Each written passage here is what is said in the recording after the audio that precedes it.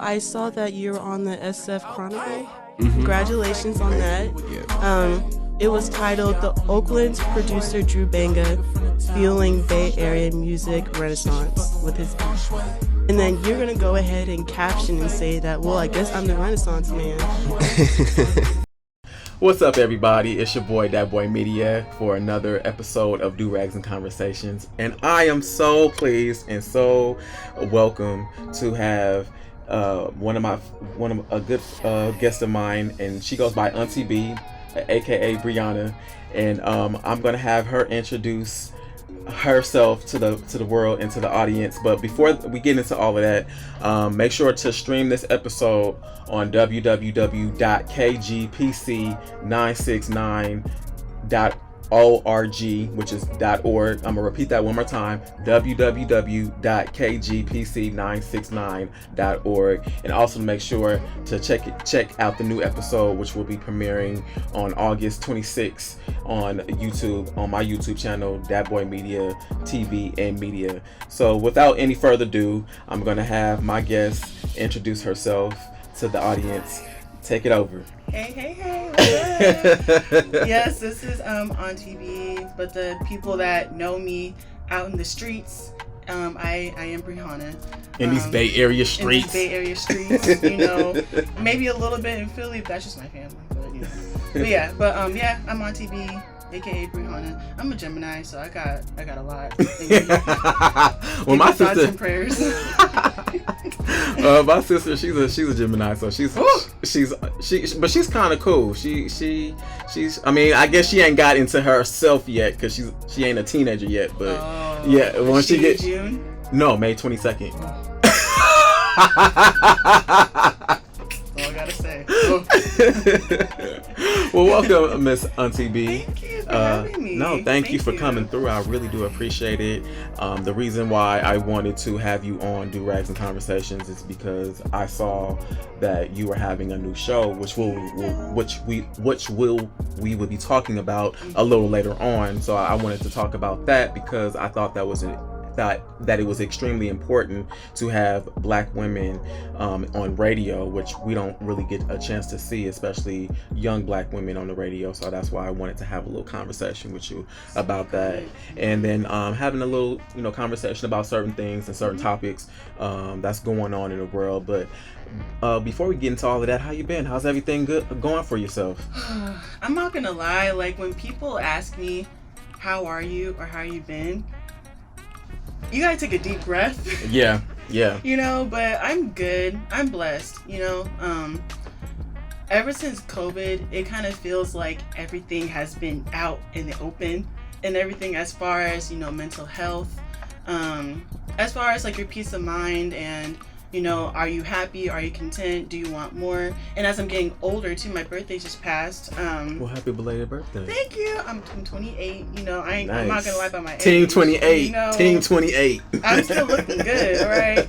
So like, look at all this melanin. Okay, come on, highlight shining, nose glistening. But no, it's just as I'm getting older, again, like things have come up, and I think it's just preparing me for, as I get into my 30, flirty, thriving years and everything. Ooh, I like that. It's just a lot more healing I need to do, a lot more improving on myself and, in my impression, my character development. So, yeah, life is hard, but I'm still here and I'm still smiling. So that's true. That's one way to look at, life.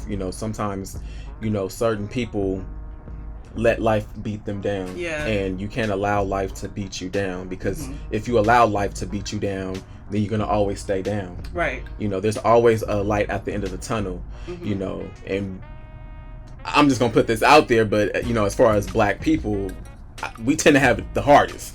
So if we can make it through anything, anybody can make it through anything, right? And I kind of feel like even like pre-COVID and right now in the present moments, we have been going through a lot. It's been very tough. It's like every day we can't even catch a break. It's always something going on every day, every second.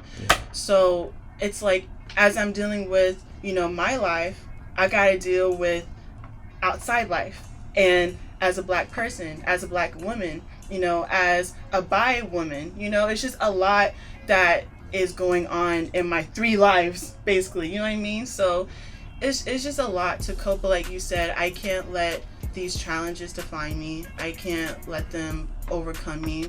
I think if anything, like what I've noticed is that I've tried to have control in what I'm going through. You know what I mean? And I feel like, you know, I have to just take over and take charge. But no, I just need to surrender, sit myself down, and just take it by day, you know? Absolutely. Absolutely. As a Black creative in the Bay Area, how hard is it? I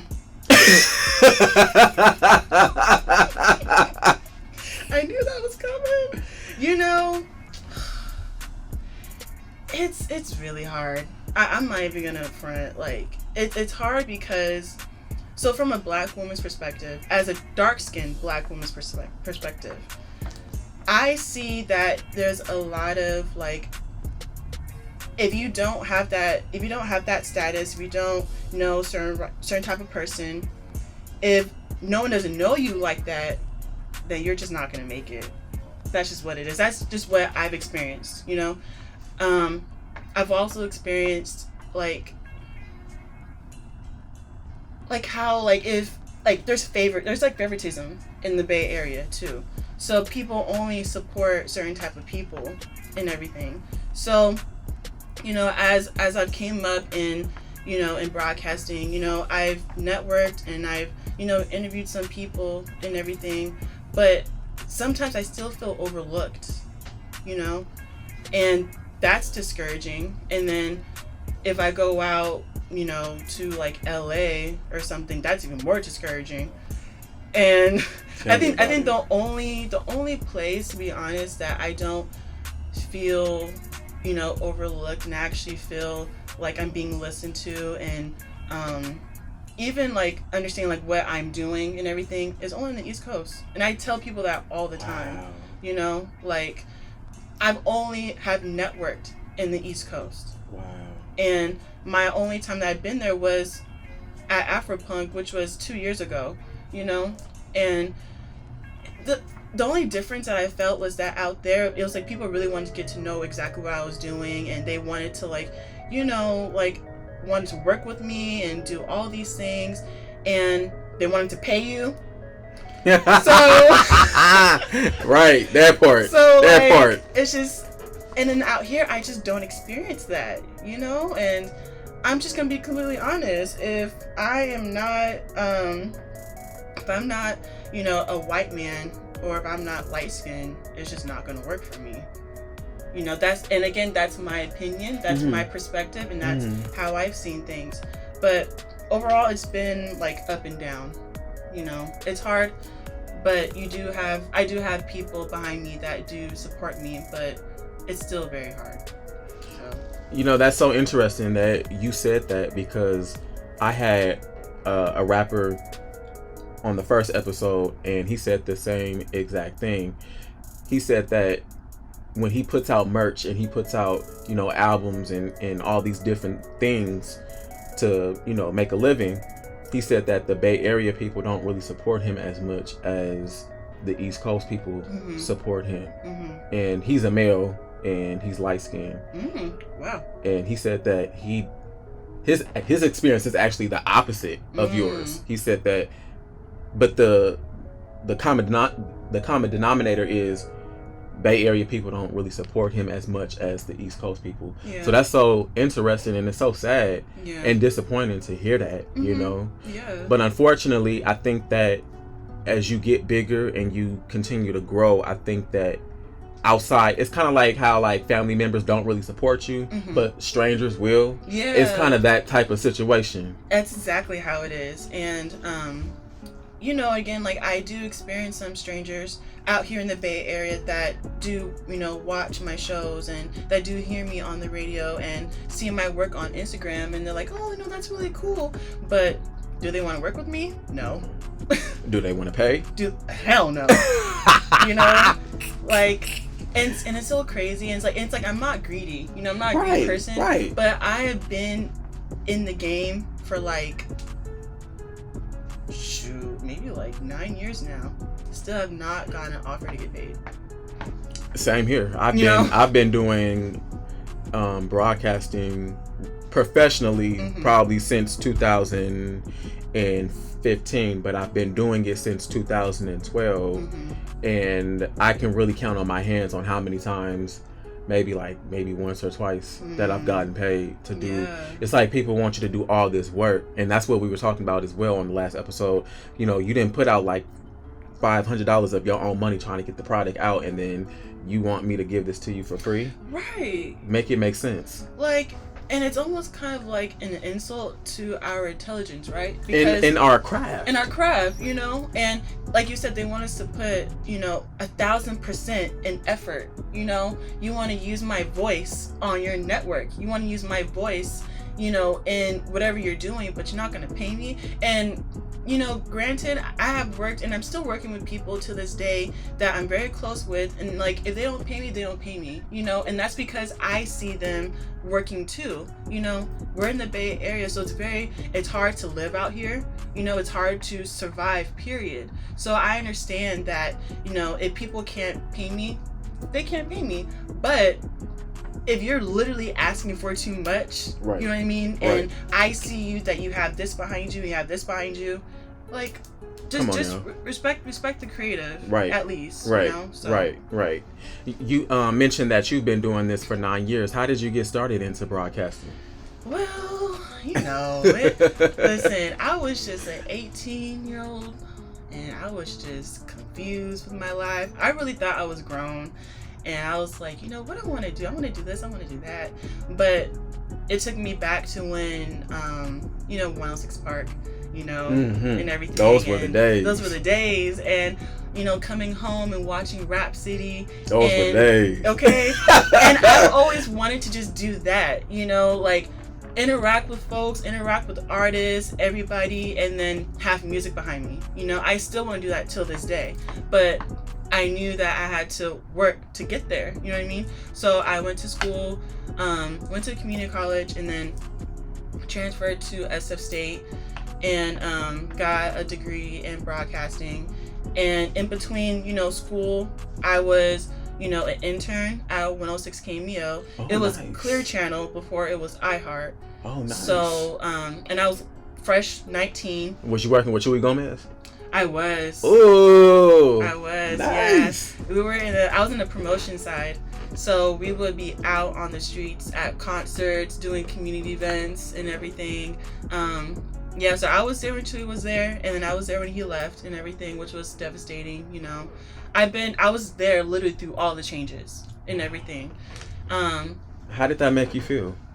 It made me feel like, oh wow, I'm just in here, like I'm watching everything. I'm telling all my friends about what's happening. Like, you know, I'm not there no more. But you know, like I just remember just being like, wow, like I'm literally living in history, in radio history. You know what I mean? Especially when Chewy left. Like that was all throughout the US, I kind of feel like, you know. But I remember talking to my supervisor and I was just like, you know, I want to do something else. You know, like and he was just like, well, what do you want to do? And I was like, well, I just like to talk to people. Like, I just like to interact. I like to have, you know, great conversations about everything, you know? And he was just like, well, I'll bring you over to Street Soldiers. And I was like, say what? And if you are from out here, you know Street Soldiers, you know, every Sunday night. Yes. And I was like, I am on it. So he literally took me to the studio when they had their show on Sunday, and they had me on the radio that day. When I tell you I was talking like this over there, my mom's texting me like, you need to calm down. And I'm like, I can't, you know, and like I was shaking.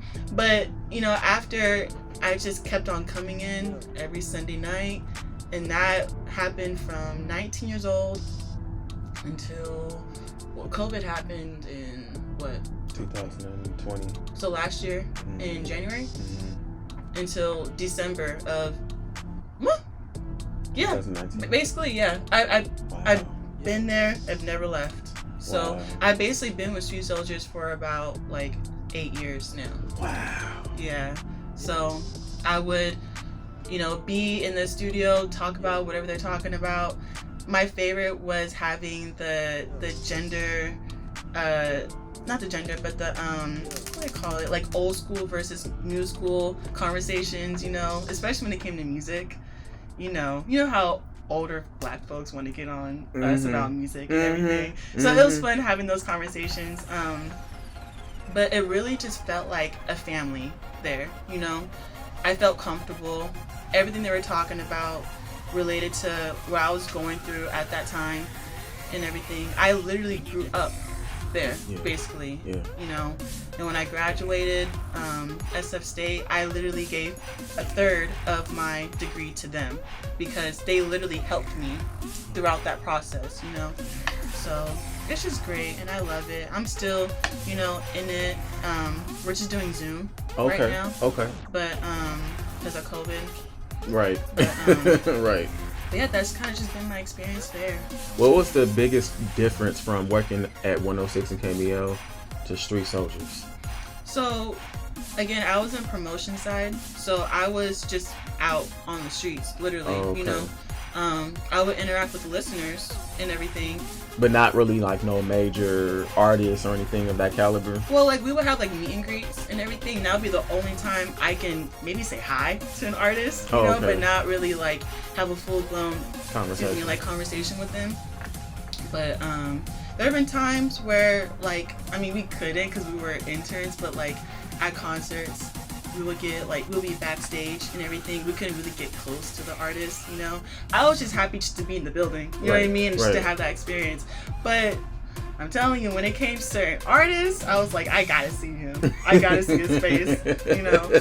But it was just cool being there. And then, but just the difference between that and then being on Street Soldiers was literally being hands-on with what I was doing. So, you know, being in front of a mic, being on air, talking about conversations that are stimulating, you know, even challenging topics too, stuff that I didn't even know about, you know. So just those were the difference. Okay, sounds good. We're gonna take a little music break, and then we'll be right back. We still got more with Auntie B. We're gonna be talking about representation, her new gig, and some couple of topics to have some conversation about. We'll be right back on Durags and Conversations with your boy DATBOYMEDIA. No, but City's boys up by 20. You know what I'm saying? Hot girl, I don't know what the hell hot girl summer is. Okay, what is a hot girl summer? I mean, you're looking at it. Oh, there you go. Here are 3 prime examples. Prime examples. Man, a hot boy summer to me, you know, a little drink, nice ride, cruise around the lake, Oakland, turn up afterwards, you know, partying, DJ, you know, it's a hot boy summer. To me, a hot girl summer is somebody who is taking charge, who is enjoying her life, and who is being a boss. Are you guys a couple? Yeah. Official. No, oh shit! Did I just do something? Oh my god! Okay, you heard it here first. They're official. They're official. Real hot girl shit! Alright, and we're back on KGPC 96.9 FM radio here in Oakland /Peralta. And make sure to check out that website on www.kgpc969.org. And I'm here with the most fantastic and fabulous Auntie B. And we just having some conversations on Durags and Conversations. And make sure to check out my YouTube channel at DATBOYMEDIA TV and Media. So Auntie B, we talked about your past on radio and, you know, Street Soldiers and all of that kind of stuff. And one of the main reasons why I wanted to have conversations with you is because you have a new show coming up, and I thought that it was actually fantastic and wonderful that you're having your own show, because I feel like when it comes to representation in mainstream media, Black and brown women are not being presented, just Black and brown people in general. And I thought that it was really interesting. How important is it that we have more representation in mainstream media?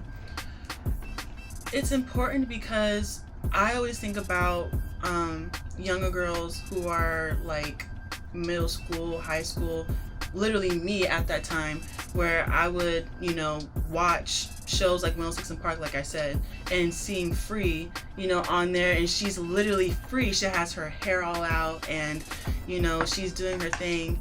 And then, you know, growing up, it's like you never see that, you know, especially in these days. Especially these days, yeah. You know. But I think it's different now because there are some Black women, like for example, Scotty Beam. She is one of the people that I really look up to in as a media personality and as a journalist too.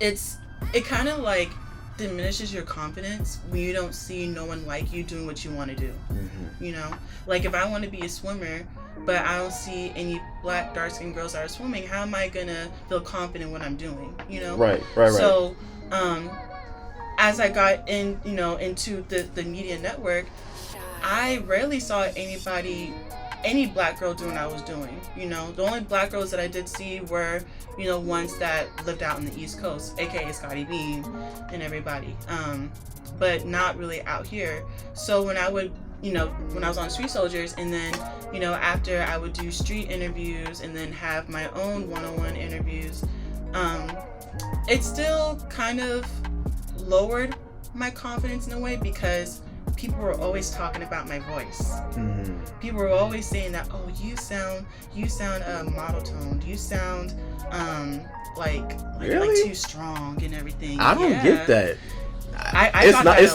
It's nice and sweet to me. See, they sound sweet, you know, like they just said that you just sound like, you know, and I'm just like, dang, like, do I really? So, and I don't know why I was being told that, but I feel like now as I'm older, I just think that they were just intimidated.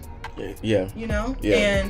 And again, there really wasn't any, you know, dark-skinned Black girl in the media world that was, you know, really popping and doing stuff like that, you know? So it's really important because like you want younger people to see that. You want to be able to have them be like, you know what? She's doing that. I want to do that too. Right. You know? Or just like in companies. I feel like in hip hop network companies, it's always like, it's diverse, they say, but it's not really diverse. It's only, you know, white male groups, maybe a splash of Indian and everything, and then maybe one racially ambiguous girl, and that's about it. You know what I mean? Mm-hmm. But it's a hip hop network. Right. So why isn't there people that look like us? That part. You know what I mean? That so part. I don't see that in part. everything. So that's why I say it's important because, like, we are the trendsetters in this industry. And I should be able to see people that look like me that are talking about things that happen in our community. Right. And that literally lived it. Right. You know? So. And not only that, but we should be able to get jobs. Like, why is it that a white man? Let me tell you something. Like I said, I got a degree, right? Yeah. I'm feeling salty about this because I got a degree.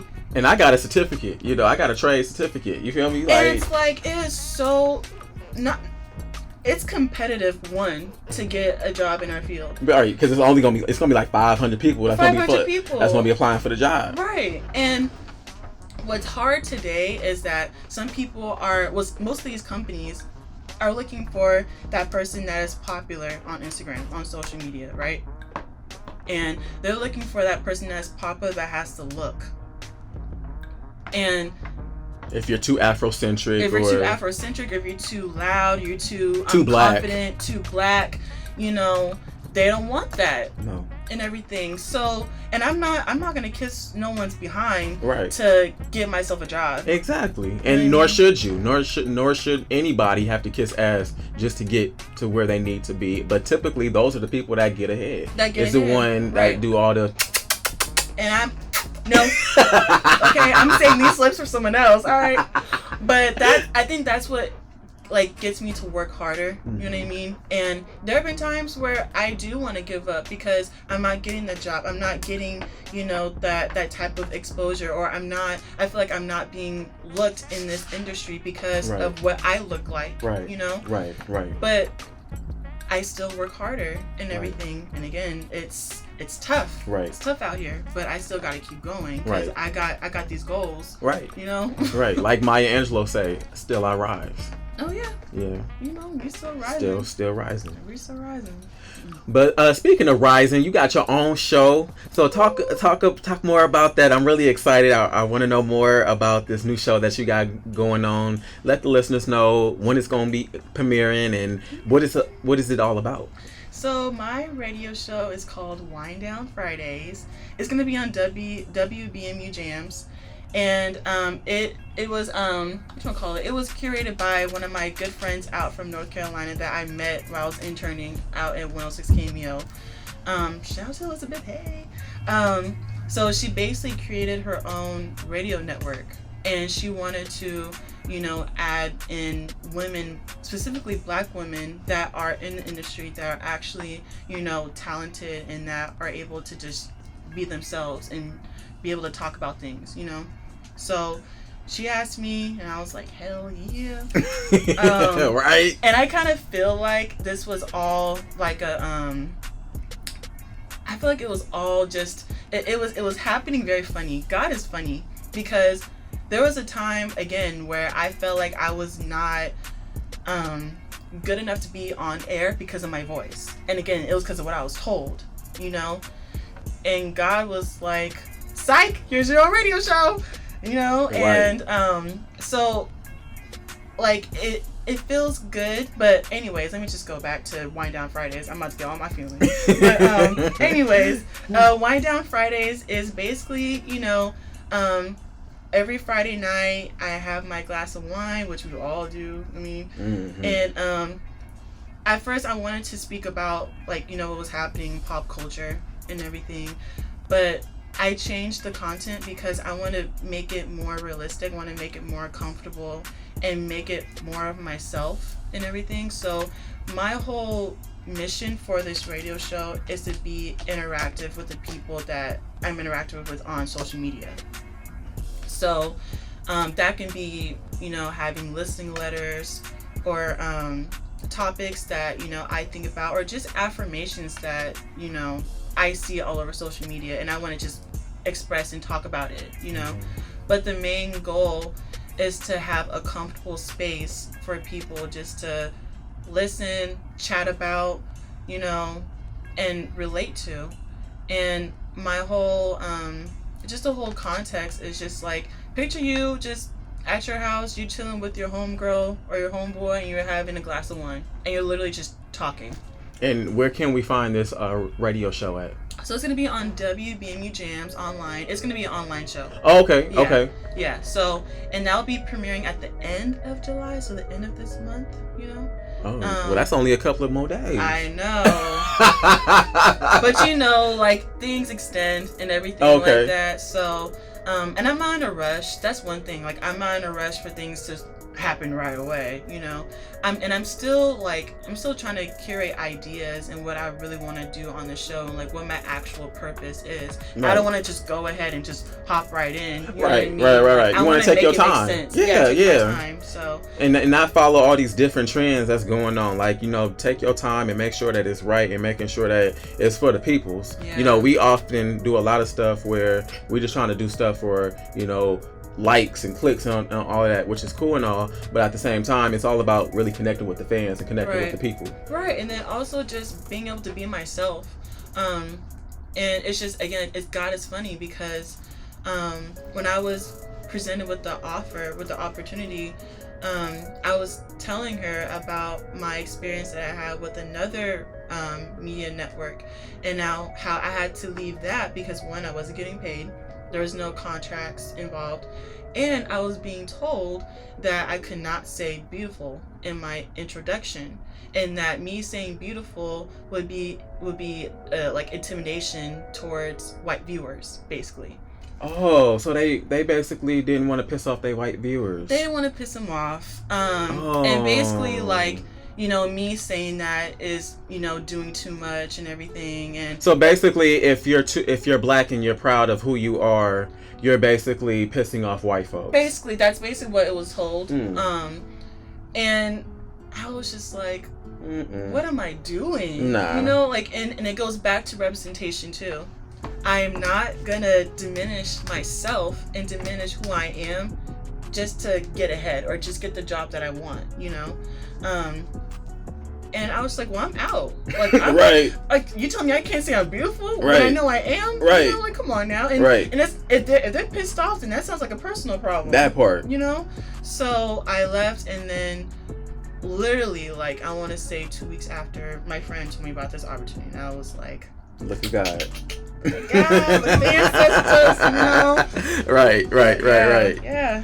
That's wonderful. So everybody make sure to check out Wind Down Fridays. Yes. With Brianna. It's going to be on WBME Jams. Okay. Yeah. Yes. You're like, that's too many. That's too many letters. I'm gonna let you say it. Make sure you check out her new web show, Wind Down Fridays. And we're gonna wrap it up because we're getting close to the end, unfortunately. But what do you want your legacy to be? You know, I don't know, because I'm still trying to figure out my purpose. Okay. So that's fair. Yeah, and I kind of think like our purposes, like, they change every so often. Yes, you know, yeah. I think at the top of my head, I want my legacy to always remain yourself. That's about it. Hey, drops the mic. You know, like that's about it. I don't know. Get that money. You know, like, yeah. Hey, that works for me. Yeah. Well, thank you so much, Auntie B, for coming through. I really do appreciate it. This was so much fun.